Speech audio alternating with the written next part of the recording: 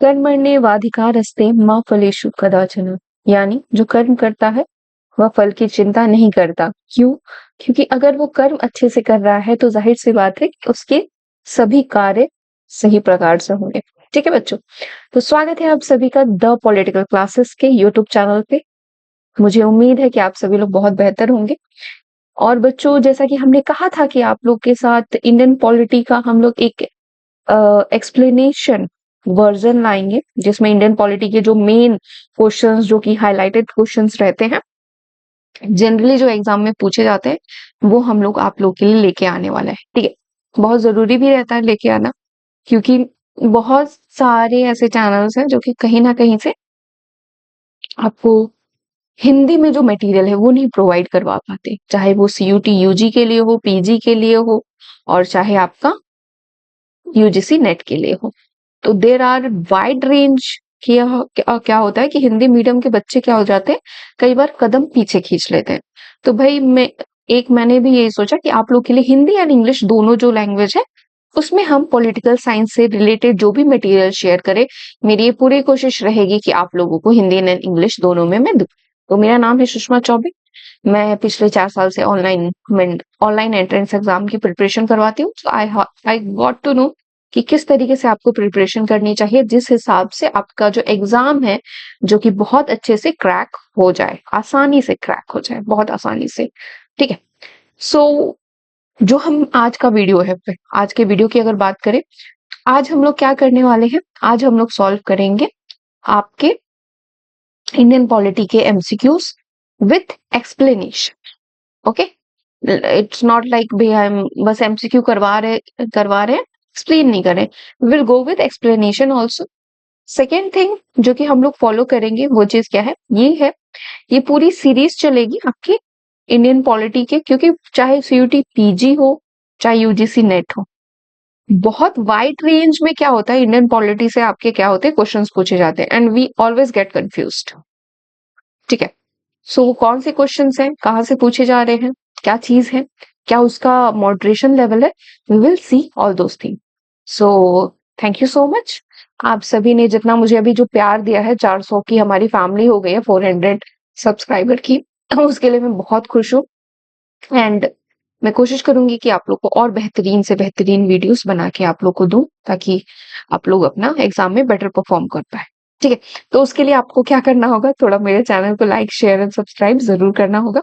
ठीक है, ताकि और भी जो लोग हैं, जो हिंदी मीडियम वाले बच्चे जिन्हें परेशानी होती है, वो इस परेशानी से मुक्त होकर आसानी से जो अपना सब्जेक्ट है उसको कैरी ऑन कर पाए। चलिए बच्चों, सो फर्स्ट क्वेश्चन जो कि हम लोग सॉल्व करने वाले हैं आपका इंडियन पॉलिटी से, the communal award is scheme of representation of the minorities is introduced by। ठीक है, सांप्रदायिक पुरस्कार अल्पसंख्यकों के प्रतिनिधित्व की एक योजना किसके द्वारा शुरू की गई है, किसने शुरू की है, कोई ये बताना है। ठीक है, तो बच्चे यहाँ पे ऑप्शंस हैं, Morley Minto reforms, Montesquieu Chelmsford सुधार, government of India act 1935, none of the above. ठीक है बच्चों, तो ये 4 ऑप्शंस है। ठीक है, कम्युनल अवार्ड जो कि सांप्रदायिक पुरस्कार अल्पसंख्यकों के प्रतिनिधित्व की योजना किसके द्वारा शुरू की गई। ठीक है बच्चों, तो इसको अगर हम देखें तो इसका जो आंसर हो जाता है बच्चे, वो क्या होता है, D, none of the above, किसी के द्वारा नहीं किए गए। क्यों? क्योंकि यहाँ पे आप देखोगे कि इन अगस्त 1932 Ramsay McDonald, the British prime minister, announced a scheme for representation of the minorities which came to be known as the communal award। ठीक है, अगस्त 1932 में ब्रिटिश प्रधानमंत्री रामसे मैकडोनल्ड ने अल्पसंख्यकों के प्रतिनिधित्व की एक योजना की घोषणा की, जिसे सांप्रदायिक पुरस्कार के रूप में जाना जाता है। ठीक है, बहुत इजी क्वेश्चन है, आप इसको इंडियन पॉलिटी एवं लक्ष्मीकांत हिस्टोरिकल बैकग्राउंड जो चैप्टर फर्स्ट है वहां से देख सकते हैं। ठीक है, इस पुरस्कार ने न केवल मुसलमानों, सिखों, ईसाइयों, भारतीयों, एंग्लो इंडियन और जनजातीय लोगों के लिए अलग निर्वाचन क्षेत्रों को जारी रखा है, बल्कि इसने क्या किया है बच्चे, इसने जो दलित अनुसूची वर्ग के लोग हैं उनके लिए भी ये कार्य किया है।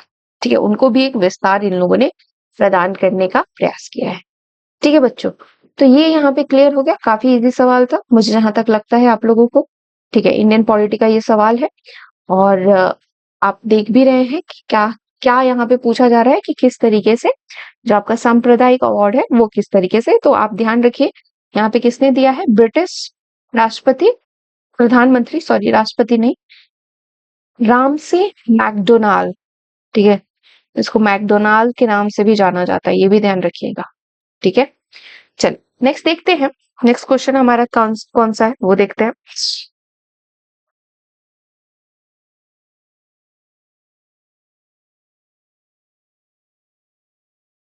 चलिए, तो गांधी जी दलित वर्गों के लिए सांप्रदायिक प्रतिनिधित्व के सिद्धांत के इस विस्तार से व्यवस्थित थे।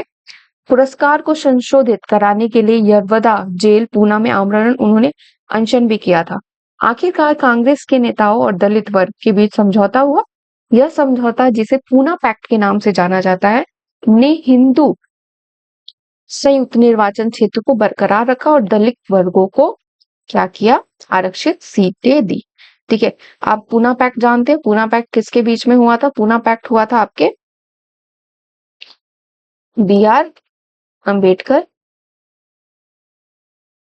एंड गांधी जी के बीच में हुआ था। ठीक है, तो इसको ध्यान रखिएगा।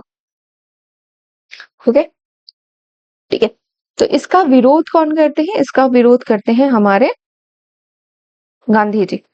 ठीक है, एंड अंबेडकर जी जो थे वो दलितों के अधिकारों की मांग कर रहे थे। बट यहाँ पे जब आते हैं आपके हमारे जो हाँ, गांधी जी है, वो कहते हैं कि नहीं, अगर दलितों को अलग से निर्वाचन मिल गया तो कहीं ना कहीं से क्या होगा, जो प्रॉब्लम आएगी वो क्या होगी कि जो हिंदू हैं, ठीक है, ये जो हमारे हिंदू हैं जो कि एक जगह पे हैं, वो क्या हो जाएंगे, अलग अलग दिशाओं में फैल जाएंगे। ठीक है, बट जाएंगे। और फॉर इंडिपेंडेंस वी नीड, हमें क्या किस चीज की जरूरत थी? हमें एकता की जरूरत थी। और इस वजह से इन्होंने इस चीज का पूरी तरीके से विरोध किया। चलिए, सॉरी थोड़ा सा हम लोग आगे आ गए। ठीक है, चलिए, तो दूसरा क्वेश्चन है, which of the following is are the functions of the constitution. निम्नलिखित में से कौन सा से संविधान का के कार्य है? पहला है to provide a set of basic rules that allow for minimum coordination amongst member of a society, to specify who has the power to make decision in society, to set limits on what a government can impose on its citizens। ठीक है, constitution को लेके क्या जो धारणा है वो सही है, उसके बारे में आपसे यहाँ पे पूछा गया है। ठीक है बच्चों, हम यहाँ पे देख रहे हैं कि आपसे पूछा गया है कि कौन सा संविधान के कार्य हैं, वो पूछे गए। ठीक है, बुनियादी नियमों का एक सेट प्रदान करना जो किसी समाज के सदस्यों के बीच न्यूनतम समन्वय की अनुमति देता है, ये भी सही है। या निर्दिष्ट करने के लिए कि समाज में निर्णय लेने की शक्ति किसके पास होनी चाहिए, सरकार अपने नागरिकों पर क्या लगा सकती है, क्या सीमाएं जो है वो निर्धारित कर सकती है, वो आप सभी को दिया गया। ठीक है, इसका अगर आंसर हम लोग देखेंगे बच्चे और एक्सप्लेनेशन देखेंगे तो इसका आंसर क्या हो जाता है, डी हो जाता है।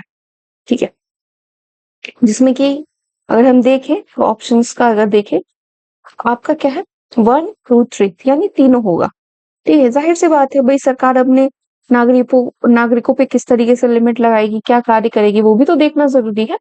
ठीक है, आइए यहाँ पे, तो सोर्स क्या है, Indian constitution at work, NCERT जो है, अध्याय ए, कॉन्स्टिट्यूशन वाई एंड हाउ। जैसे मैंने आप लोग को कहा भी है भाई, जो लोग यूपीएससी वगैरह की तैयारी करते हैं भाई, उनके लिए तो भाई बहुत जरूरी होता है ना वो उस चीज को देखना कि आपको किस तरीके से कौन सी चीजें फुलफिल्ड करनी है।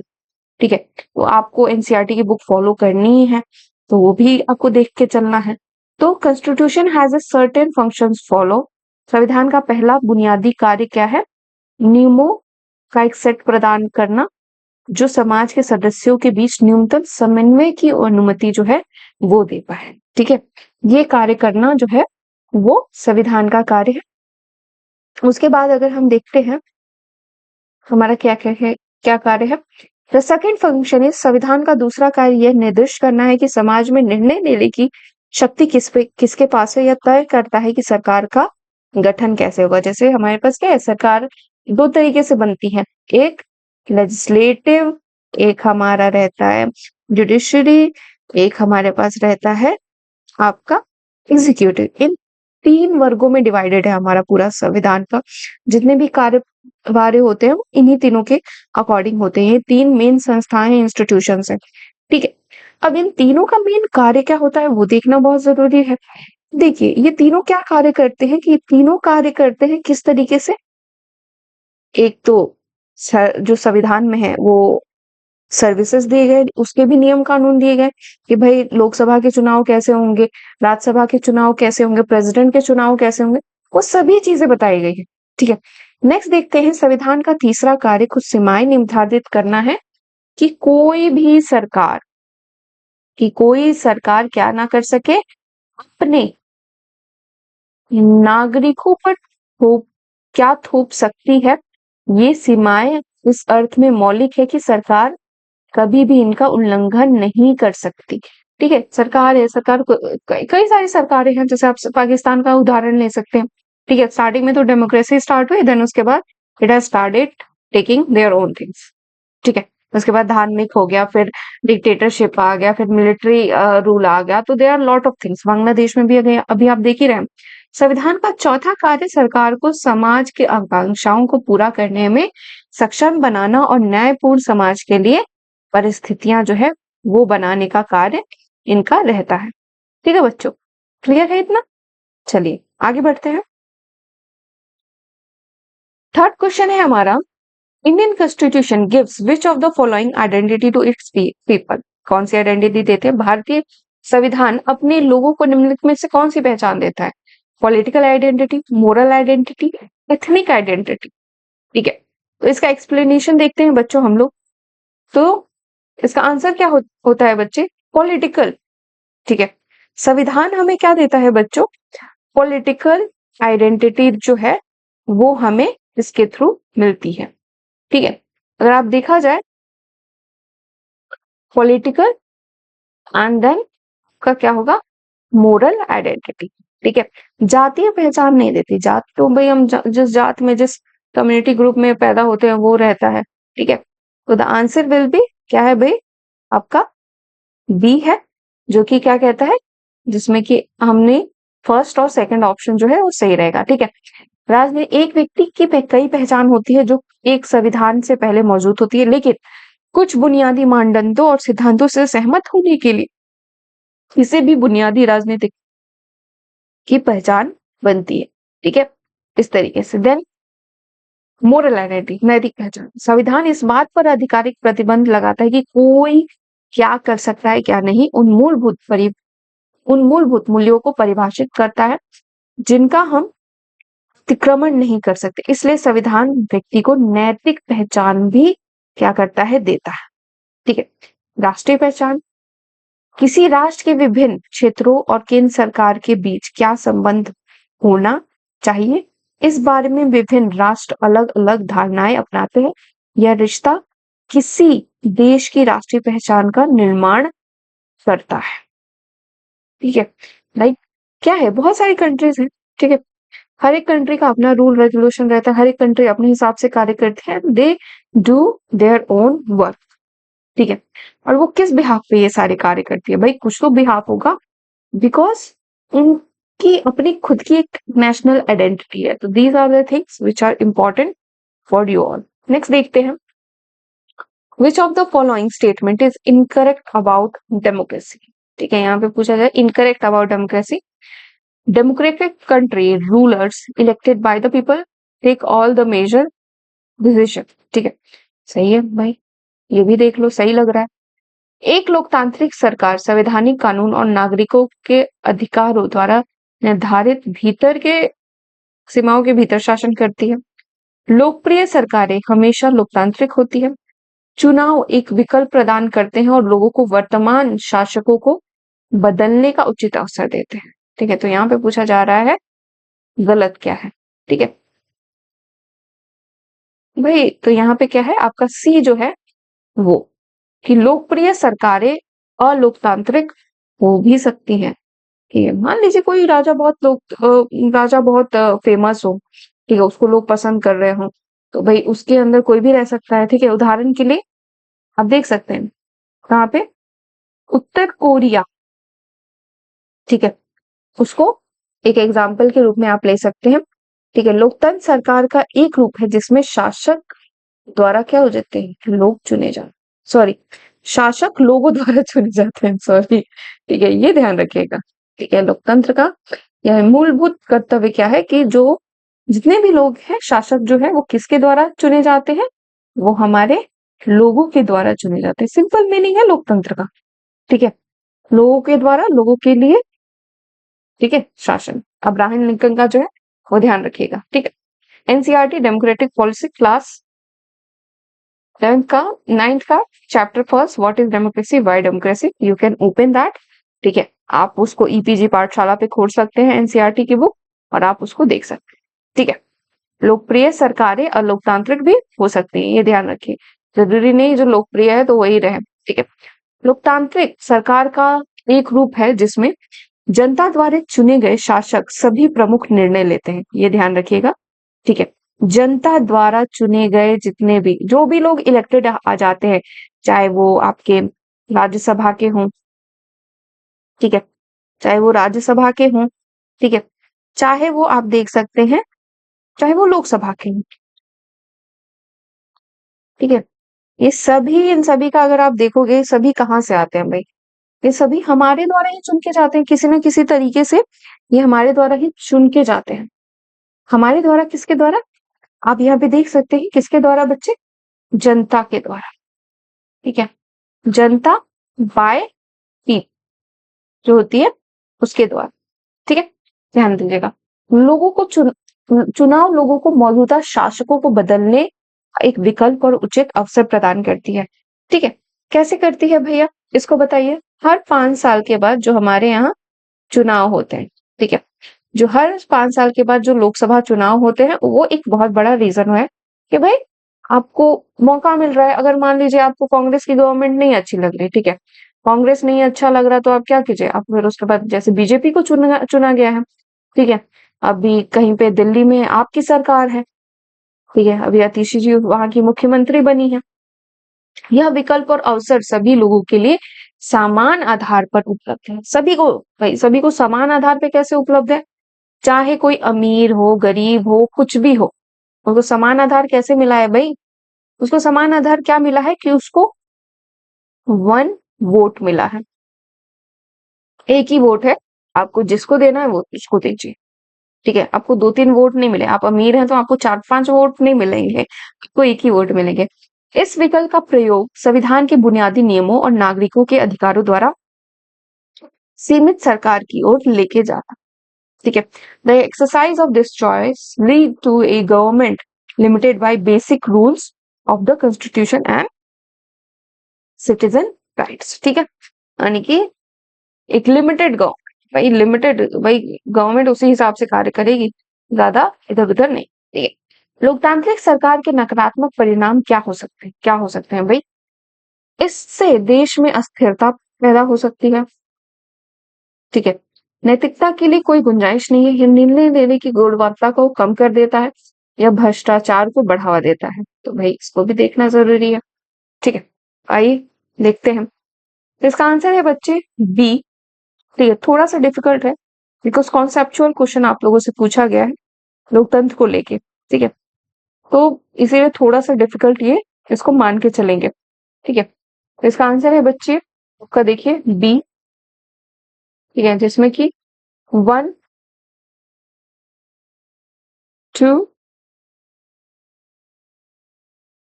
ठीक है, तो यहाँ पे 3, इसको लेके चलिए, 4 को लेके चलिए, ये आपका जो है वो आंसर हो जाता है। ठीक है बच्चे, ध्यान दीजिए। अब थोड़ा सा हम लोग इसके एक्सप्लेनेशन पे आते हैं। ठीक है, तो अगर आप देखें तो ये भी 9th के चैप्टर व्हाट इज डेमोक्रेसी से उठा है। आर्ग्यूमेंट क्या है लोकतंत्र के खिलाफ तर्क, अगर हम देखें, अगर आप देखोगे उससे आपको क्लियर हो जाएगा इसका पर्सपेक्टिव क्या कहना चाहता है, क्या कहना चाहते हैं आखिर ये लोग। ठीक है, लोकतंत्र के खिलाफ क्या इनका जो मेन पर्सपेक्टिव है वो हम लोग ध्यान से देख सकते हैं। ठीक है, अगर लोकतंत्र के खिलाफ की, लोकतंत्र में नेता बदलते रहते हैं, इससे अस्थिरता पैदा होती है। लोकतंत्र पूरी तरह से राजनीतिक प्रतिस्पर्धा और सत्ता की खेल पर आधारित है, नैतिकता की कोई गुंजाइश ही नहीं होती वहां पे। लोकतंत्र में इतने सारे लोगों से सलाह लेनी पड़ती है कि देरी हो जाती है बहुत। ठीक है, चुने हुए नेता लोगों के सर्वोत्तम हित के बारे में नहीं जानते, इससे गलत निर्णय लेने पड़ते हैं। लोकतंत्र भ्रष्टाचार को जन्म देता है क्योंकि यह चुनावी प्रतिस्पर्धा पर आधारित है। साधारण लोग नहीं जानते कि उनके लिए क्या अच्छा है, उन्हें कुछ भी निर्णय लेना नहीं आता है। ठीक है, तो मेनली कंपटीशन है, 3-4 लोग खड़े हो रहे हैं, उनमें से जो भाई योग्य है उसको वोट दिया जाता है। ये भी तो एक चीज हो गई। ठीक है, उसमें से जो भी चुने जाते हैं वो उन्हीं लोगों में से रहते हैं, वो उसमें से वो अच्छा कर रहे हैं खराब कर रहे हैं, ये तो डिपेंड करता है उनपे। ठीक है, अब लोकतंत्र के लिए तर्क अगर देखेंगे, लोकतंत्र मतभेदों और संघर्षों को निपटने का एक तरीका प्रदान करता है। एक लोकतांत्रिक सरकार एक बेहतर सरकार होती है क्योंकि यह सरकार का अधिक जवाबदेह रूप स्वरूप होती है। ठीक है, कथन 3 देखिएगा, democracy improves the quality of decision making. ठीक है, जो कि ये क्या है, ये आपका ये पॉजिटिव पॉइंट है। ठीक है, इससे पहले हम लोग क्या देख रहे थे, इससे पहले हम लोग नेगेटिव पॉइंट देख रहे थे, अब यहाँ पे हम लोग क्या देख रहे हैं, पॉजिटिव जो पॉइंट्स होते हैं डेमोक्रेसी के वो हम लोग देख रहे हैं। ठीक है, तो ये चीज आ जाती है भाई। ठीक है, अब यह सरकार के अन्य रूपों से बेहतर है क्योंकि यह हमें अपनी गलतियों को सुधारने की अनुमति देती है। तो देयर आर 4 पॉइंट्स। ठीक है, ऊपर आप देख सकते हैं जो नेगेटिव पॉइंट्स की आखिर डेमोक्रेसी के क्या नकारात्मक प्रभाव है और डेमोक्रेसी के जो पॉजिटिव प्रभाव है वो आपको यहाँ पे देखने को मिल रहा है। ठीक है, नेक्स्ट क्वेश्चन देखते हैं। The east India company territories in India were for the first time called the British possessions in India after the enactment। ठीक है, निम्नलिखित में से निम्नलिखित के अधिनियम के बाद भारत में ईस्ट इंडिया कंपनी के क्षेत्रों को पहली बार भारत में ब्रिटिश संपत्ति कहा गया। तो आपके ऑप्शन है 1773 का विनिमय अधिनियम रेगुलेटिंग एक्ट। ठीक है, act of settlement 1781, Pitts India act 1784, none of the above. ठीक है, इसका अगर आंसर देखें तो बच्चे इसका आंसर है थर्ड, पिट्स इंडिया एक्ट 1784 जो है वो। ठीक है, इजी है। ठीक है, क्योंकि भाई सीधे सीधे पूछ रहा है सवाल, घुमा के नहीं पूछ रहा है। इससे पहले वाला सवाल क्या था, इससे पहले वाला सवाल आपसे घुमा के पूछा जा रहा है। ठीक है, तो पिट्स India act, the act was significant for 2 reasons. The companies territories in India were for the first time called the British possession in India. The British government was given the supreme control over companies' affairs and its administration in India. 1784 में first time they got that कि भाई आप प्रशासन में क्या कर सकते हैं, आपका रोल हो सकता है, आप अच्छे से पूरा इसमें आ सकते हैं। ठीक है, फीचर्स क्या रखेंगे हैं इस एक्ट के, तो देखिए इसने संपत्ति के वाणिज्यिक और राजनीतिक कार्यों के बीच अंतर किया, ये भी देखिए। ठीक है, वाणिज्यिक आए थे ये लोग किस लिए, बिजनेस करने के लिए, और फिर उसके बाद राजनीतिक कार्यों में भी सहभागिता इनकी होगी, इसको इन लोगों ने अलग अलग किया। इसके निदेशक मंडल को वाणिज्यिक मामलों का प्रबंधन करने की अनुमति दी गई। ठीक है, आपका it allows the court of directors to manage the commercial affair but created a new body called board of control to manage the political affairs। Thus it established a system of double government। और यहां से फिर दोहरी सरकार जो है वो start हो गई। ठीक है, इसने निर्णय नियंत्रण बोर्ड को भारत में नागरिक और सैन्य सरकार या ब्रिटिश संपत्ति के राजस्व के सभी कार्यों की निगरानी और निर्देशन करने का क्या किया, इन लोगों ने अधिकार दिया। ठीक है, एम्पावर कर दिया। इससे पहले वो बिजनेस के लिए आए, right now they got to know कि आप भाई सैनिक जो सेना है, राजस्व जो है, जो संपत्ति है, उसके थ्रू आप कितना बेटरमेंट कर सकते हैं, कीजिए। आप कितना भारत पे कब्जा कर सकते हैं, कीजिए। आखिर कहना तो यही है ना उन लोगों का। ठीक है, चलिए नेक्स्ट देखते हैं क्वेश्चन। आपका 7th क्वेश्चन है, consider the following statement with regard to charter act of 1813। ठीक है, इसमें प्रावधान था कि बंगाल का गवर्नर जनरल भी कमांडर इन चीफ होगा। किसने? भारत और चीन में कंपनी के व्यापार का एकाधिकार समाप्त हुआ। Select the incorrect statement. कौन सा इस दोनों में से गलत है? तो भाई यहाँ पे क्या पूछ बोल रहा है? यहाँ पे आंसर है सी। तो सी क्या है उसको देखते हैं। चलिए भाई, बोथ, दोनों दोनों गलत है। ठीक है, दोनों गलत है, दोनों गलत है। ठीक है, तो अगर उसको देखें तो डिफिकल्ट लेवल मॉडरेट है। सोर्स अगर देखें तो इंडियन पॉलिटी एम लक्ष्मीकांत। 1830 के चार्टर अधिनियम ने भारत में कंपनी के व्यापार एकाधिकार को समाप्त कर दिया। भारतीय व्यापार को सभी ब्रिटिश व्यापारियों के लिए खोल दिया गया। हालांकि इसने चाय के व्यापार और चीन के साथ व्यापार पर कंपनी का एकाधिकार जो था वो रहा। ठीक है, ईस्ट इंडिया कंपनी का एक जो बोलबाला रहता था हमारे पूरे भारत पे, ठीक है, उस पे क्या किया गया कि जितने भी, अब सिर्फ ईस्ट इंडिया कंपनी नहीं, जितने भी ब्रिटिश के जो लोग हैं या व्यापारी हैं, लोग क्या व्यापारी जो रहेंगे वो आके यहाँ पे ट्रेड कर सकते हैं। ठीक है, पर जो कंपनी चीन के साथ जो चाय का व्यापार करती थी उस पे, उसके अंदर कुछ भी भाई छेड़छाड़ नहीं की गई, ये ध्यान रखिए। ठीक है, the act change the designation of government general of India to that of viceroy of India. It ended the system of double government by abolishing the board of control and court of directors। ये ध्यान रखिएगा, काफी ये थोड़ा important सवाल है। ठीक है, क्यों इंपॉर्टेंट है इसको देखिएगा। अधिनियम ने भारत के गवर्नर जनरल के पदनाम को बदलकर भारत के वायसराय कर दिया। इसने नियंत्रण बोर्ड को बदल दिया। ठीक है, अब इसमें किस अधिनियम की बात हो रही है? तो भैया act of good government of India, इसके थ्रू। ठीक है, अब इसका एक्सप्लेनेशन थोड़ा सा हम लोग देख लेते हैं। भाई क्या एक्सप्लेनेशन है हमारा, चलिए। तो लेवल क्या है? इजी है, सीधा सीधा पूछ रहा है आप लोगों से। Government of India act of the good government of India, this significant act was enacted in the wake of the revolt of 1857। 1857 में की जो विद्रोह हुआ था, जो क्रांति हुई थी सिपाही, जिसको कि हम लोग सिपाही विद्रोह भी कहते हैं, वीडी सावरकर उसको क्या कहते हैं? First independence. ठीक है, कहते हैं कि भाई फर्स्ट बार हम लोग की जो स्वतंत्रता की लड़ाई लड़ी गई थी वो 1857 में लगी। उसके बाद also known as the first war of independence और द सिपॉय म्यूटिनिटी। ठीक है, transfer the power of government territories and revenues to the British crown. Lord Canning thus became the first viceroy of India.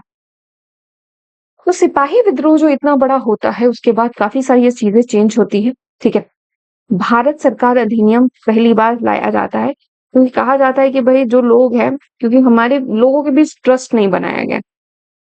ठीक है, जो company है वो व्यापार करने के लिए क्या कर दी है कि उसने व्यापार करने में इतना दमनकारी नेतृत्व कर दिया कि उसने उस कंपनी के साथ, लोगों के साथ सहभागिता नहीं की। तो यहाँ से फिर नई काफी रूल्स रेगुलेशन ये वो सब बनने लगता है। फिर अंग्रेजों को लगता है कि हम तो अब यहाँ से जाएंगे नहीं, तो उनके लिए लॉज, घर वगैरह सब कुछ जो है वो धीरे धीरे बनना स्टार्ट हो जाता है। लाइक एक सिस्टमैटिक वे से जो होती है चीजें चलने लगती है। ठीक है, with regard to portfolio system introduce by lord Canning, consider the following statement. Portfolio प्रणाली शुरू की गई, इसके तहत वायसराय की परिषद के एक सदस्य को सरकार के एक या अधिक विभागों का प्रभारी बनाया जाता था। ठीक है, वायसराय की परिषद का एक सदस्य होता था अपने विभाग के मामलों पर परिषद की ओर से अंतिम आदेश जारी करने के लिए। Select the correct. ठीक है, इसका आंसर क्या है बच्चे? दोनों सही है, दोनों अगर देखोगे दोनों सही है। ठीक है, पोर्टफोलियो सिस्टम लॉर्ड कैनिंग ने 1859 में स्टार्ट की थी। It recognised under Indian council act 1861। Under Under this, a in charge of one or more departments of the government and was authorized to issue final orders on the behalf of council on matters of his department. ठीक है, ये start किया गया कि भाई वो जो department है उस पे काम। अब लास्ट क्वेश्चन हम देखते हैं, which of the following acts introduced by cameralism in the provisions, निम्नलिखित में किस अधिनियम ने प्रांतों में द्विसदनीय त्याग की शुरुआत की। बहुत इंपॉर्टेंट क्वेश्चन है, इसको थोड़ा ध्यान से देखिए, रट जाइए तो बेहतर रहेगा। 1861, 1892, 1909। इसको होमवर्क के लिए छोड़ दें आप लोग के लिए? छोड़ो, नहीं छोड़ो, सब अलग ही हो जाएगा टिटिम्मा। ठीक है, आइए, ठीक, चलिए इसका आंसर देखते हैं बच्चे। इसका आंसर क्या होगा? इसका आंसर होगा आपका भाई 1935 का भारत सरकार अधिनियम। ठीक है, 1935 का भारत सरकार अधिनियम अगर आप देखोगे तो उसके द्वारा किया गया है, इसने प्रांतों में द्वैध शासन को समाप्त कर दिया और इसके स्थान पर प्रांतीय स्वायत्तता की शुरुआत की गई। ठीक है, इसमें केंद्र में द्वैध शासन को अपनाने का प्रावधान किया गया। इसने 11 प्रांतों में 6 में से द्विसदनीयता की शुरुआत की, यानी 2 सदन रहेंगे। इस प्रकार बंगाल, बॉम्बे, मद्रास, बिहार, असम और संयुक्त प्रांत की विधानसभाओं को विधान परिषद, उच्च सदन और विधानसभा निचला सदन से मिलकर द्विसदनीय बना दिया गया। ठीक है, तो इस तरीके से आप देखोगे तो नन ऑफ द अबव अगर आप देख रहे हो, क्यों? क्योंकि आपका 1935 में के अधिनियम के द्वारा द्वैध शासन इसको कहा जाता है। भाई द्वैध शासन भी है, तो इसमें तीनों में से किसी एक्ट के थ्रू नहीं किया गया था। 19 कौन से एक्ट के थ्रू किया गया था बच्चे? 1935 एक्ट के थ्रू किया गया था। ठीक है, ये ध्यान रखिएगा। अब आप लोग के लिए जो इंफॉर्मेशन है वो ध्यान रखिए। तो हमारा ये जो सीरीज है, ठीक है, ये सीरीज चलेगा आपका जब तक एग्जाम या जब तक चीजें चल रही हैं। सबसे पहले हम लोग इंडियन पॉलिटी को फिनिश करेंगे और सारे वीडियो एक्सप्लेनेशन के थ्रू होंगे, एक्सप्लेनेशन रहेगा। ठीक है, 10 क्वेश्चंस हम लोग सॉल्व करेंगे। कोशिश होगी अल्टरनेटिव डेज पे या मैं रेगुलरली जो है वो पोस्ट करूं आप लोगों के लिए। इसका जो पीडीएफ है वो आपको क्या करना है, हमारे टेलीग्राम चैनल पे आप जाइए, टेलीग्राम चैनल पे, ठीक है, वहां पे आपको मिल जाएगा। ना मिले तो यहाँ पे कमेंट बॉक्स में कमेंट कीजिए, हम वहां पे आपको सेंड कर देंगे।